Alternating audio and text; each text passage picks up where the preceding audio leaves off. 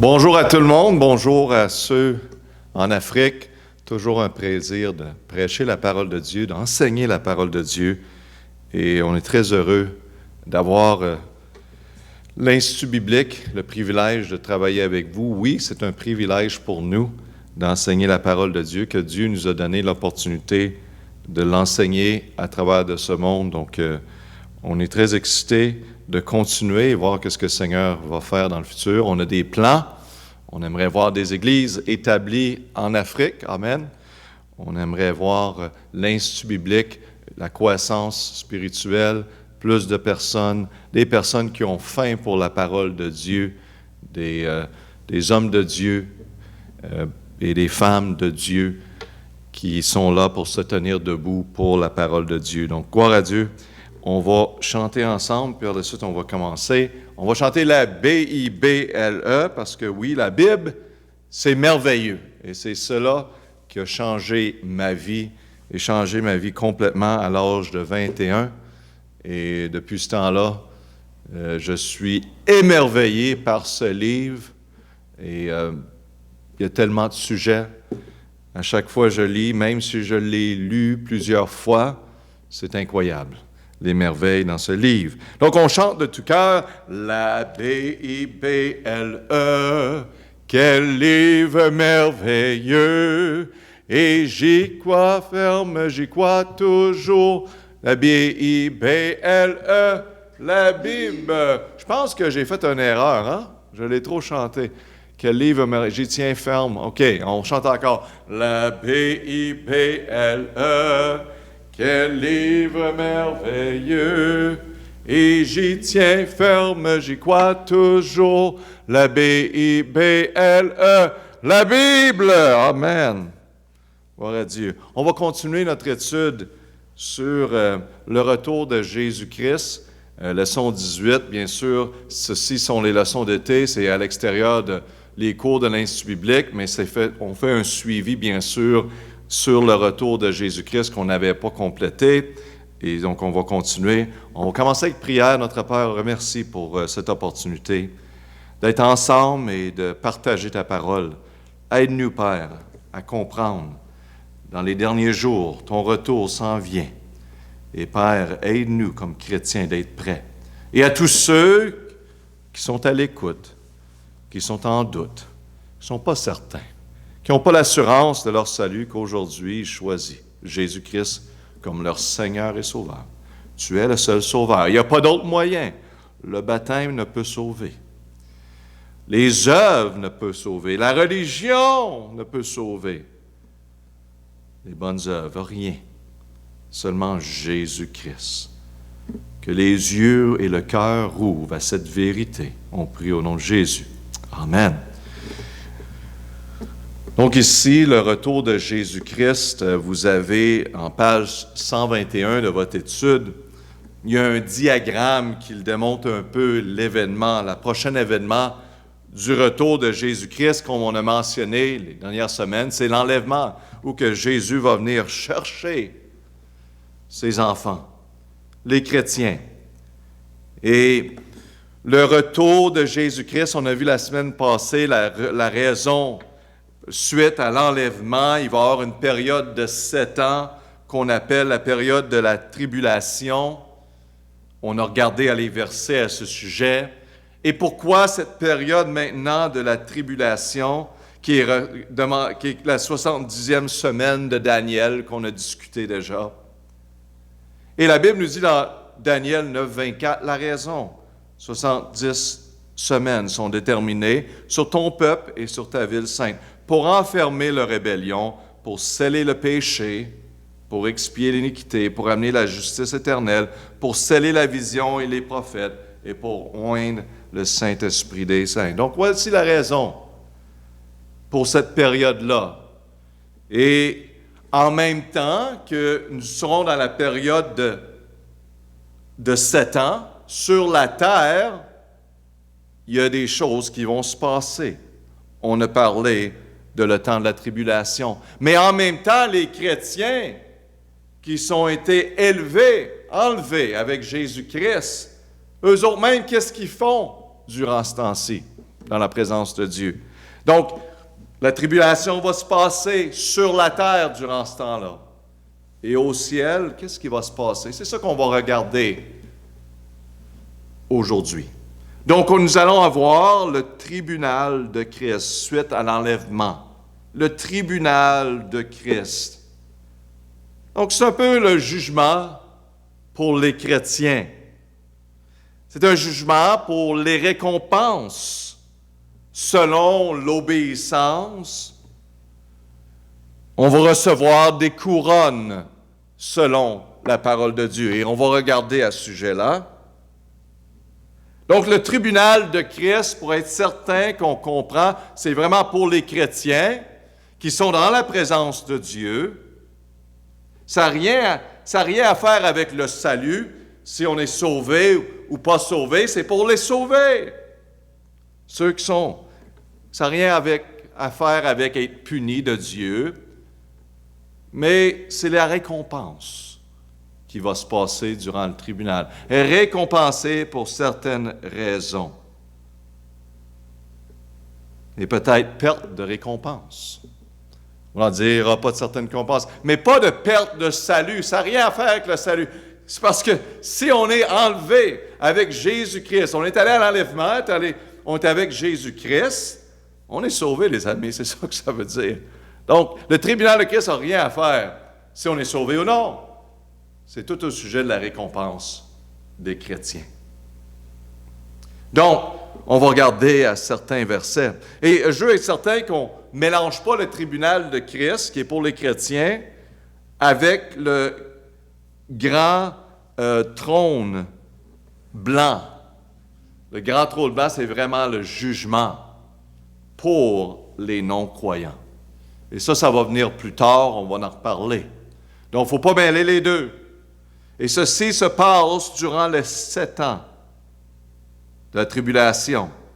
Et on sera au ciel. Et le tribunal de Christ, on va regarder les versets qui parlent de ceci.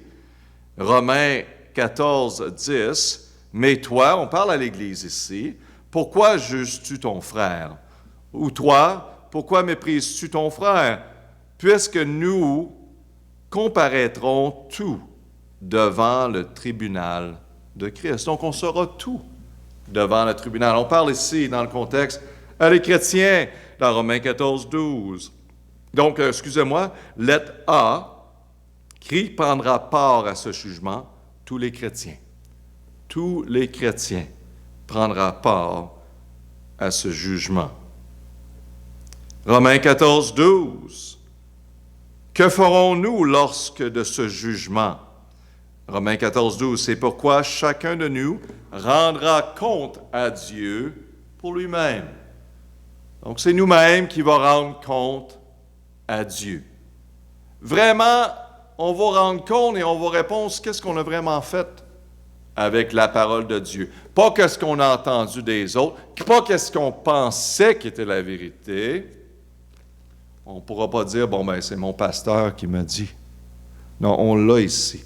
Qu'est-ce que Dieu nous dit, qui nous enseigne? C'est le temps de s'immerser dans la parole de Dieu. On y va avec joie. C'est pas qu'on a la crainte, mais la crainte de Dieu est une bonne chose pour nous. Et c'est une motivation de s'assurer qu'on est vraiment dans la parole de Dieu, qu'on connaît les sujets principaux de cette parole. Donc, lettre B, que ferons-nous lors du jugement? Ça nous le dit ici, c'est nous rendrons compte à Dieu. Lettre C, selon 2 Corinthiens 5, 10, on va le lire ensemble. Car il nous faut tout comparaître devant le tribunal de Christ, afin que chacun reçoive selon le bien ou le mal qu'il aurait fait, étant en son corps. Donc, basé sur 2 Corinthiens 5, 10, lors du jugement, quel aspect de notre vie sera scruté? Mes amis, tout ce qu'on a fait. Tout ce qu'on a fait. Et encore, je veux le répéter, ça n'a pas rapport au sujet de punir, et on est sauvés. Il ne faut pas oublier, on est des enfants de Dieu. C'est selon les récompenses ici, ce jugement. Donc, le jugement basé sur tout ce qu'on a fait. Lettre D. Lisez attentivement 1 Corinthiens 3, 9 à 15. On va le lire ensemble, car nous sommes ouvriers avec Dieu. Vous êtes le champ de Dieu, l'édifice de Dieu. Mes amis, vous êtes, comme enfants de Dieu, chrétiens, ouvriers de Dieu. Vous êtes quelqu'un. Vous avez tout un devoir sur cette terre. Verset 10, « Selon la grâce de Dieu qui m'a été donnée, j'ai posé le fondement comme un sage architecte. Et un autre bâtit dessus, mais que chacun prenne garde comment il bâtit dessus. Car personne ne peut poser d'autre fondement que celui qui a été posé, lequel est Jésus-Christ. » Voici le fondement de quel qu'on doit bâtir notre vie. Verset 12. « Que si quelqu'un bâtit sur ce fondement avec de l'or, avec de l'argent, avec des pierres précieuses ou du bois, du foin, du chaume, l'œuvre de chacun sera manifestée, car le jour le fera connaître. Parce que qu'elle sera révélée par le feu, et le feu éprouvera, c'est que l'œuvre de chacun. Si l'œuvre que quelqu'un a bâtie subsiste, il en recevra la récompense. Si l'œuvre de quelqu'un brûle, il en fera la perte. Pour lui, il sera sauvé, même comme au travers des feux. » Mes amis, tout un passage, un bon passage. Quelle belle vérité. Ça montre ici, tu peux bâtir sur ce fondement Jésus-Christ, puis bâtir d'une mauvaise façon. Bâtir à propos d'atteindre de l'or et de l'argent et toutes sortes de choses qui sont précieuses. Et si c'est ça, vous pensez qui est la vie, vous allez être misérable comme chrétien. Les chrétiens peuvent courir ce chemin-là, penser que leur vie maintenant, oui, ça a commencé avec Jésus-Christ qui est la fondation, mais je vais me donner à vraiment bâtir pour moi-même un royaume, des choses. Et le jour, ces choses seront brûlées. Qu'est-ce qui va rester? C'est ça, le jugement. À propos des récompenses, selon la façon qu'on a bâti. Pour ça qu'on bâtit pour l'éternité, mes amis. C'est pour ça qu'on se donne à l'œuvre de Dieu. C'est pour ça qu'on continue à servir les uns les autres. Continue à prêcher la parole de Dieu et à bâtir des endroits pour l'enseigner, cette parole-là, des églises, des ministères. Aller et parler aux autres de la parole de Dieu. Donner des pamphlets, donner des gens romains, donner des Bibles. On continue de faire cela parce que ça a une valeur d'éternité. Ces choses ne brûleront pas. Ils seront pour l'éternité. Mais la Bible dit les choses qui ne brûleront pas, nous serons récompensés pour. Gloire à Dieu.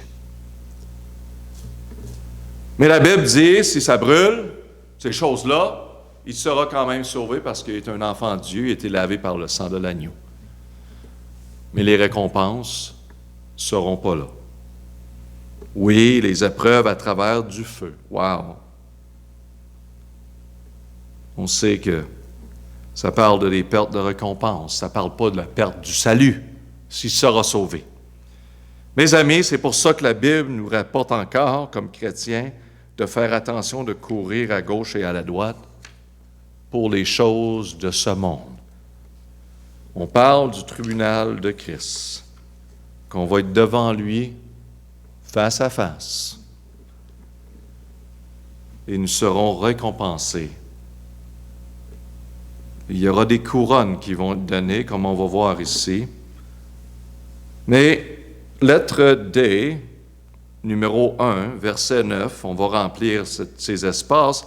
L'Église à Corinthe était appelée, verset 9, ça nous dit, vous le voyez ici, l'édifice. Donc, l'édifice de Dieu. dont le fondement est Jésus-Christ. Donc, l'espace à remplir, la deuxième, c'est Jésus-Christ. Verset 12, numéro 2 ici. Le Seigneur s'intéresse à ce que chacun bâtit, selon verset 12, sur ce fondement. Bâti.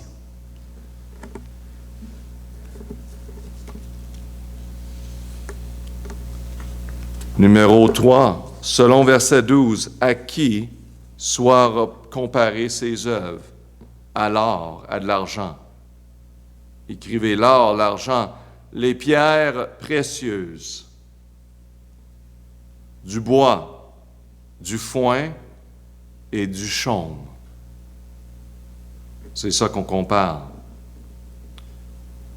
Et numéro 4, le feu de ce jugement éprouvera l'œuvre du chrétien. L'œuvre du chrétien, c'est à propos de l'œuvre du chrétien. Qu'est-ce que le chrétien a accompli? On n'est pas sauvé par les œuvres, mais ce jugement de récompense ici, le tribunal de Christ, est à propos des œuvres. Et nous serons récompensés basés sur ces œuvres. C'est pour ça que c'est important. Les œuvres ne nous sauvent pas sur cette terre. Mais les œuvres sont importantes pour démontrer notre témoignage en Jésus-Christ et être un témoin pour notre Seigneur. Selon verset 15, numéro 5 ici, un chrétien qui n'a jamais servi le Seigneur de manière acceptable, peut-il maintenant perdu et jeté dans les temps de feu? Peut-il m'être maintenant perdu et jeté dans les temps de feu? Non, ça dit pour lui, il sera sauvé, mais comme à travers du feu, à travers de plusieurs épreuves, bien sûr. Mais il est sauvé. Donc, on ne peut pas perdre le salut à ce jugement. C'est pour les chrétiens. C'est ceux qui ont passé à travers l'enlèvement. Selon numéro 6, selon le verset 14, que recevra le chrétien qui aura servi le Seigneur de manière acceptable? Donc, ça dit, si l'œuvre de quelqu'un a bâti subsiste, il en recevra la récompense. Donc, il recevra la récompense, c'est la réponse à le chrétien qui aura servi le Seigneur de manière acceptable. Il va recevoir la récompense. C'est quoi cette récompense qu'il va recevoir? Mais la Bible en parle, que la Bible appelle ces récompenses des couronnes. Il y a 5 couronnes que nous pouvons recevoir comme récompense pour notre vie en tant que chrétien. La Bible en parle dans 1 Thessaloniciens 2,19. Dans 1 Thessaloniciens 2,19, la Bible nous dit, « Car quelle est notre espérance ou notre joie ou notre couronne de gloire? N'est-ce pas vous aussi, en la présence de notre Seigneur Jésus-Christ, à son avènement? Oui, vous êtes notre gloire et notre joie. » Il parle de vous qui sont venus au Seigneur, de vous voir grandir, qu'il dit ici. C'est notre joie. Vous êtes notre gloire. Nous avons investi dans votre vie. Et c'est merveilleux de voir. Donc, la couronne de la gloire, c'est la couronne de gagner des personnes, gagner des âmes. Ça veut dire d'apporter des personnes au Seigneur, de diriger les personnes vers Jésus-Christ. On ne peut sauver, mais on peut conduire les autres. Hein? Comment que le monde peut entendre, sauf qu'il y aurait un prêcheur, quelqu'un qui enseigne la parole de Dieu, qui leur montre comment ils sont pécheurs, que Jésus-Christ est venu sur la croix pour leurs péchés, et quiconque invoquera le nom du Seigneur sera sauvé. Ils ne savent pas. Ça prend quelqu'un d'ouvrir les Écritures et leur montrer, et les apporter à l'eau, afin qu'ils peuvent boire de cette eau, de recevoir Jésus-Christ comme leur sauveur. Ça, c'est le message central. Dans notre ministère, dans le ministère de la parole de Dieu, c'est le message central, c'est le salut en Jésus-Christ. Et par la suite, c'est la croissance la sanctification, la croissance. On a le salut, la sanctification, c'est de notre croissance spirituelle après d'avoir été sauvés. Et un jour, nous serons dans la présence de Dieu, ça sera la glorification. Ça s'en vient. Donc, la couronne de la gloire, c'est pour ceux qui s'impliquent à partager la bonne nouvelle de Jésus-Christ. Pasteur, moi, je ne suis pas capable. Vraiment? Vous êtes capable de faire plusieurs choses. La question est, est-ce que vous voulez? Est-ce que vous désirez? Tu sais, souvent, je m'en rappelle comme jeune chrétien, je savais qu'on avait une responsabilité. Puis j'avais une responsabilité comme chrétien. Quelqu'un m'avait conduit au Seigneur Jésus-Christ à l'âge de 21. Je vous ai donné mon témoignage plusieurs fois. Et après ça, j'ai réalisé, wow, moi aussi, je dois m'impliquer, faire la même chose, mais je ne savais pas comment. J'ai suivi quelqu'un d'autre. J'ai écouté à quelqu'un d'autre. Je suis allé visiter avec lui. On allait visiter avec lui des différentes personnes.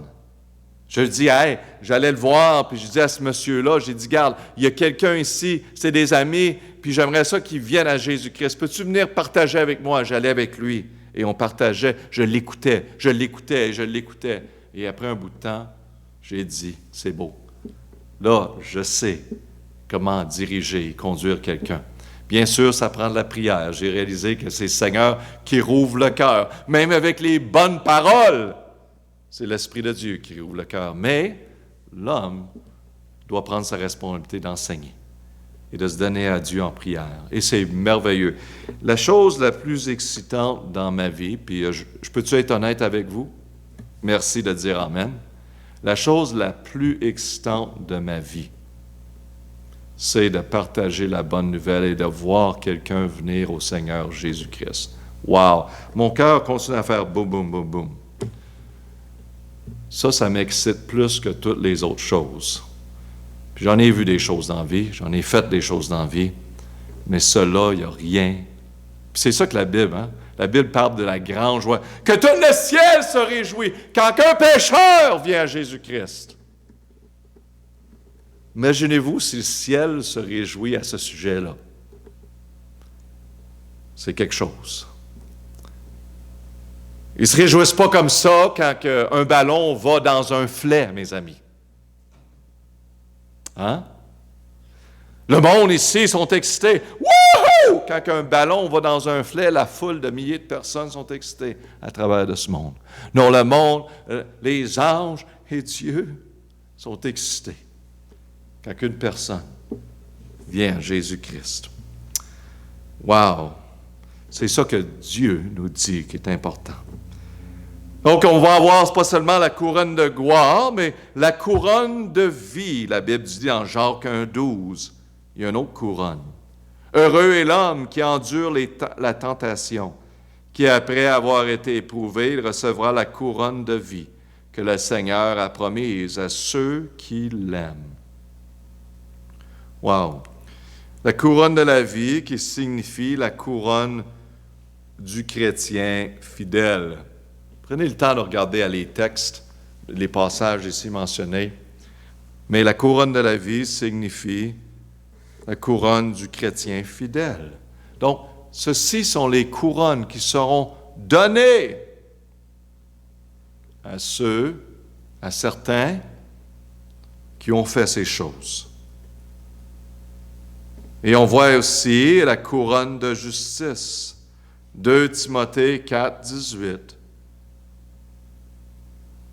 C'est la couronne pour ceux qui auront vécu pour le Seigneur et qui ont entendu à son retour. Au reste, la couronne de justice m'est réservée. Le Seigneur, le juste juge, me le donnera à ce jour-là, et non seulement à moi, mais encore à tous ceux qui auront aimé son avènement, qui attendaient pour lui. Donc, frères et sœurs, je vous encourage.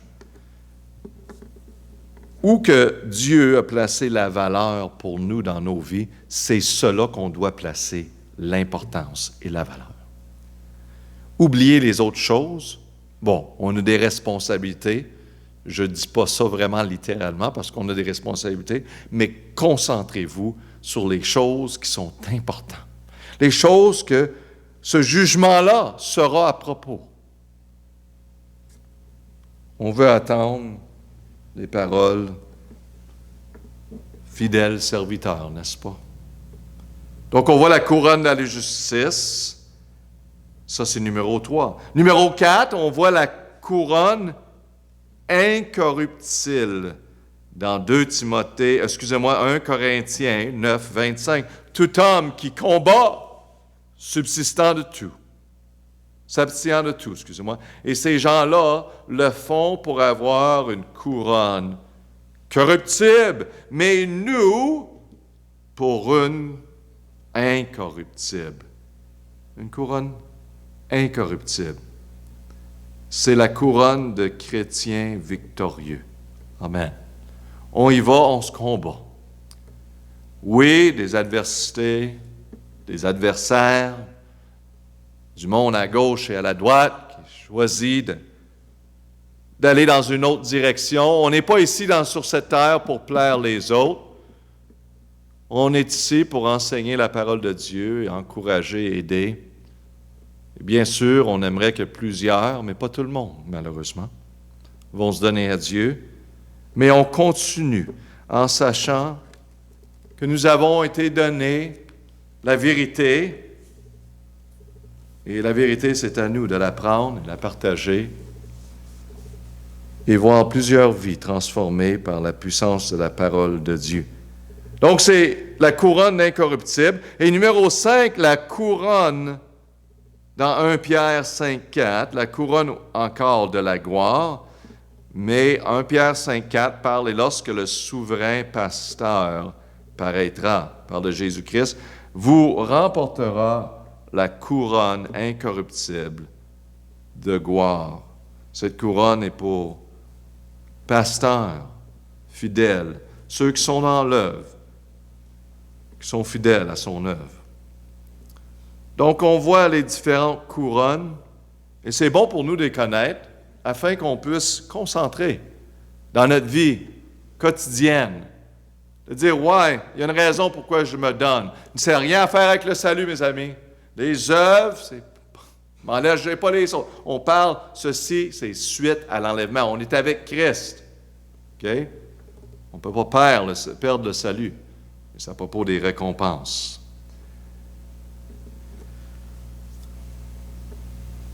Donc ici, ça représente encore avant le retour, la deuxième partie du retour de Jésus-Christ, qui est la manifestation. Donc on va avoir l'enlèvement, puis on a le tribunal de Christ dans le ciel à travers de cette période-là. En même temps, et sur la terre, c'est la période de tribulation de 7 ans qui va se passer. Mais au ciel, le tribunal de Christ, et par la suite, durant ce même temps, sera le festin des noces de l'agneau. Le festin des noces de l'agneau qui va se passer avant le retour de Jésus. La deuxième partie du retour de Jésus-Christ, c'est la manifestation. Mais au ciel, durant la deuxième partie qu'on peut dire de la période de 7 ans, ce sera le festin des noces de l'agneau. Et le festin des noces de l'agneau, c'est la célébration glorieuse de tous ceux qui sont en Jésus-Christ, tous les sauvés en Jésus-Christ. C'est l'union entre Christ et son Église ensemble. Et l'Église, c'est les chrétiens, n'est-ce pas? Christ est l'époux et l'Église est l'épouse. À travers des Écritures, on le voit. Selon Éphésiens 5, 22, l'époux et l'épouse. Amen, vont venir ensemble.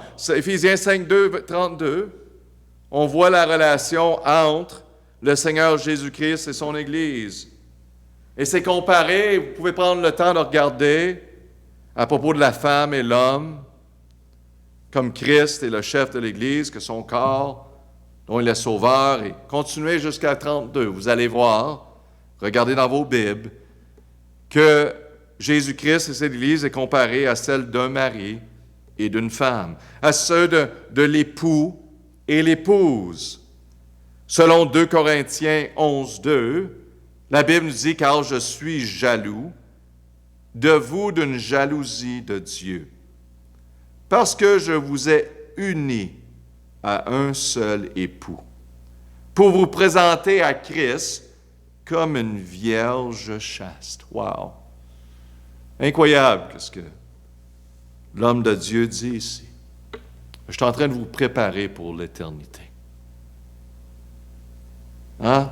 Devant Christ, vos péchés sont pardonnés. Vous êtes lavés. Une vierge chaste que je vous présente devant lui. Et lettre B, l'Église à Corinthe était unie, l'espace à remplir, à un seul époux, et cet époux est Christ. Amen. On est réveillé. Christ. Lettre C, d'après Jean 3, 29 et Apocalypse 22, 17, une des métaphores utilisées pour décrire l'Église du Nouveau Testament est l'épouse de Christ. Regardez bien Jean 3, 29. Celui qui a l'épouse est l'époux. C'est Christ. L'Église est Christ ici. Mais l'ami de l'époux, qui est présent et qui l'écoute par l'Église, est ravi de joie d'entendre la voix de l'époux de Christ. Et cette joie qui est la mienne est parfaite. Wow! C'est tellement beau et puissant, mes amis, cette parole.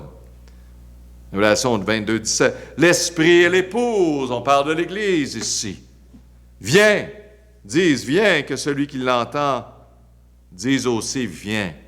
Que celui qui a soif vienne et que celui qui voudra de l'eau vive en reçoive gratuitement. I like that. J'aime ça. Gratuitement. L'union de l'épouse et l'époux a lieu à l'événement et le mariage est appelé dans l'Apocalypse 19, 7 à 9. Qu'est-ce que c'est appelé? Cette union entre l'époux et l'épouse. Lettre D ici. La Bible nous dit dans l'Apocalypse 19, 7, « Réjouissons-nous et faisons éclater notre joie et donnons-lui gloire, car les noces de l'agneau sont venues et son épouse séparée. Et il lui a été donné d'être vêtu d'un fin lin, pur, éclatant, car la fin lin, ce sont les justices des saints. » Écoutez bien, Apocalypse 19, 9. « Alors l'ange me dit, écrit, heureux ceux qui sont appelés au banquet des noces de l'agneau. » Il me dit aussi, ce sont là les véritables paroles de Dieu. Donc, lettre D, c'est le banquet de noces de l'agneau. Ça s'en vient. Ça sera durant la période de 7 ans.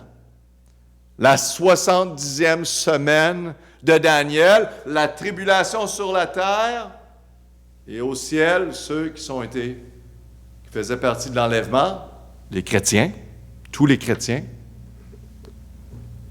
vont passer à travers le tribunal, par la suite, les noces de l'agneau. Vous avez des questions? Sûrement que vous avez des questions. Pasteur, il doit y avoir plusieurs chrétiens, oui. Tout le monde va passer à travers du tribunal, oui. C'est incroyable, n'est-ce pas, de penser cela? Comment ça va se faire? C'est sûr que dans notre pensée, on pense tout le temps au temps, d'une certaine façon, n'est-ce pas? Puis on a de la misère à comprendre la compréhension de l'éternité. Mais par la foi, on croit à la parole de Dieu. Parce qu'elle est vraie et on le sait. Et on continue par la foi pour les choses qui s'en viennent. La prochaine, c'est l'enlèvement. Êtes-vous prêts? Êtes-vous prêts? à l'enlèvement. Ça s'en vient. Ça sera trop tard par la suite. Oh, pasteur, je vais attendre dans la période de la tribulation, puis quand je vais voir ça, je vais me donner à Jésus-Christ. Ça va être très difficile. La tentation, la pression sera trop. Ça sera trop tard, mes amis. Vous avez l'opportunité aujourd'hui de recevoir avec humilité. Dire, Seigneur Jésus-Christ, je mets toute ma religion, je mets toute ma connaissance, je mets toutes des choses, mes œuvres de côté. Je réalise aujourd'hui, c'est seulement toi, qu'est-ce que tu as fait sur la croix. Je suis perdu dans mes péchés. Je pensais que je pourrais mériter mon ciel. Aujourd'hui, je réalise, je suis rien. Et je ne peux rien faire sans toi. Et aujourd'hui, je te reçois comme mon Seigneur et Sauveur. Je veux te suivre de tout mon cœur et me préparer pour le jour de ton retour. C'est ça qu'on doit prendre. Mes amis, on va continuer, on va revenir à le retour de Jésus-Christ et on va continuer. On a parlé de ce qui se passait durant le temps que les chrétiens étaient enlevés au ciel. On va regarder ce qui se passe durant la semaine prochaine, à la tribulation, durant ce même temps-là. Et par la suite, on va parler de la millénium, où Jésus-Christ, quand il va revenir, sa manifestation, il va régner sur cette terre pour 1000 ans. C'est le millénium. Qu'est-ce qui va se passer? On va prier. Père éternel, merci pour cette opportunité. Père, c'est des choses réelles. C'est des choses à venir. Et bien sûr, le but de ces études, ce n'est pas pour nous de vivre en peur. C'est pour nous d'être réassurés de qu'est-ce qui s'en vient et d'être prêts. Et Père, que ces études, si quelqu'un est en doute de leur salut, qu'ils prennent la décision qu'ils savent qu'ils doivent prendre, de recevoir Jésus-Christ. Et pour le chrétien, aide-nous, Père, à se donner complètement. Parce que les couronnes, oui, seront données.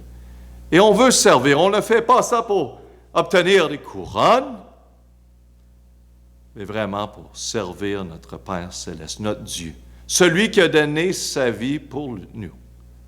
Et on veut faire la même chose en retour, le servir de tous nos cœurs. Gloire à Dieu, Père. Bénis ce temps au nom de Jésus. Amen.